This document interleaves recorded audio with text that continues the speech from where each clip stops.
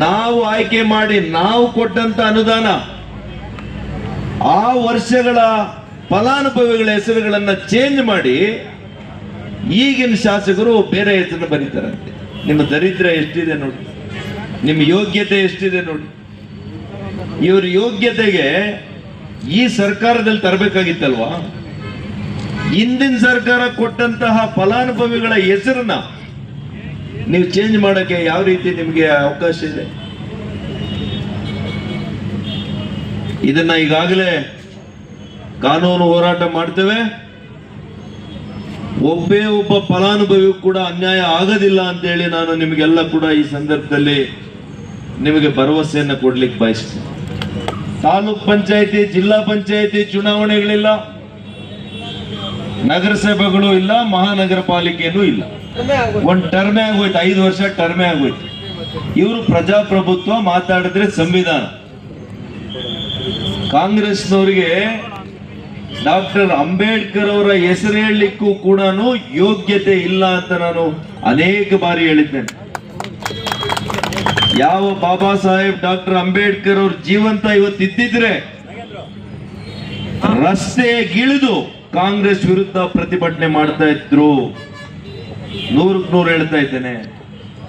ಅವ್ರು ಅವತ್ತೇ ಹೇಳಿದ್ರು, ಕಾಂಗ್ರೆಸ್ ಸರ್ಕಾರದಿಂದ ಅವಾಗ ನಿಮಗೆಲ್ಲ ಕೂಡ ಗೊತ್ತಿದೆ, ಡಾಕ್ಟರ್ ಅಂಬೇಡ್ಕರ್ ಅವರು ನನಗೆ ಈ ಕೇಂದ್ರ ಸ್ಥಾನ ಬೇಡ, ನಾನು ರಾಜೀನಾಮೆ ಕೊಟ್ಟು ಹೋಗ್ತೇನೆ ಅಂತೇಳಿ ಹೋಗಿದ್ರು.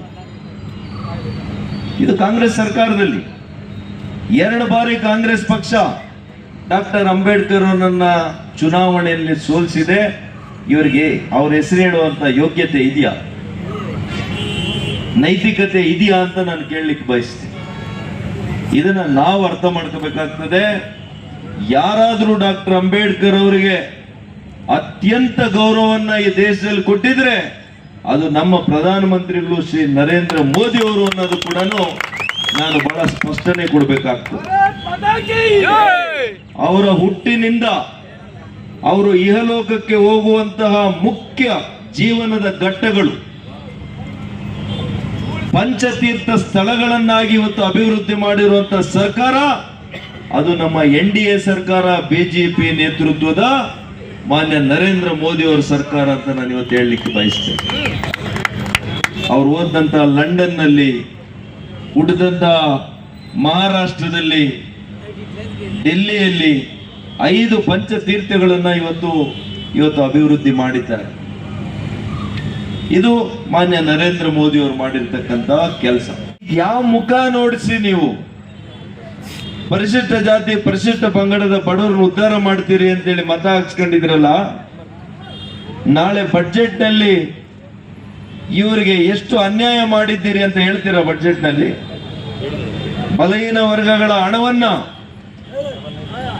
ನಾವು ಚುನಾವಣೆ ಗೆಲ್ಲಿಕ್ಕೆ ಮೋಸ ಮಾಡಿ ಹಣ ತಗೊಂಡಿದ್ದೀವಿ ಅಂತ ಹೇಳಲಿಕ್ಕೆ ನಿಮಗೆ ಯೋಗ್ಯತೆ ಇದೆಯಾ, ಧೈರ್ಯ ಇದೆಯಾ ಅಂತ ಕೇಳ್ತೇನೆ. ಧೈರ್ಯ ಬೇಕಲ್ಲ? ಅದನ್ನು ದರೋಡೆ ಮಾಡ್ತಾ ಇದ್ದೀರಿ. ಪರಿಶಿಷ್ಟ ಪಂಗಡಕ್ಕೆ ಇಟ್ಟಂತ ಹಣವನ್ನ,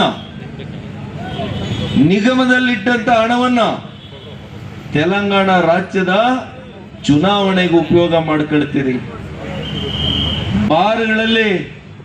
ಬಾರ್ಗಳಲ್ಲಿ ವಿಸ್ಕಿ ತಗೊಳಕ್ಕೆ ನೀವು ಹಣ ವಿನಿಯೋಗ ಮಾಡಿದ್ದೀರಿ. ಪರಿಶಿಷ್ಟ ವರ್ಗದ ಅಭಿವೃದ್ಧಿಯ ನಿಗಮ, ವಾಲ್ಮೀಕಿ ನಿಗಮದಲ್ಲಿ ನೀವು ಈ ತರ ಮಾಡಿದ್ದೀರಿ ಅಂದ್ರೆ ನಿಮಗೆ ಏನಾದ್ರೂ ಒಂದು ಚೂರು ಏನಾದ್ರೂ ಗೌರವ ಇದೆಯಾ? ನಿಮಗೆ ಜವಾಬ್ದಾರಿ ಇದೆಯಾ? ಈ ಜನರ ಏಳಿಗೆಗೋಸ್ಕರ ನಿಮ್ಗೆ ಏನಾದ್ರೂ ಸಂಕಲ್ಪ ಮಾಡಿದ್ದೀರಾ? ನಿಜವಾಗ್ಲೂ ಕೇವಲ ಅಧಿಕಾರಕ್ಕೋಸ್ಕರ ನೀವು ಮಹಾ ಸುಳ್ಳನ್ನ, ಮಹಾ ವಂಚನೆಯನ್ನ ನೀವು ಮಾಡಿದ್ದೀರಿ.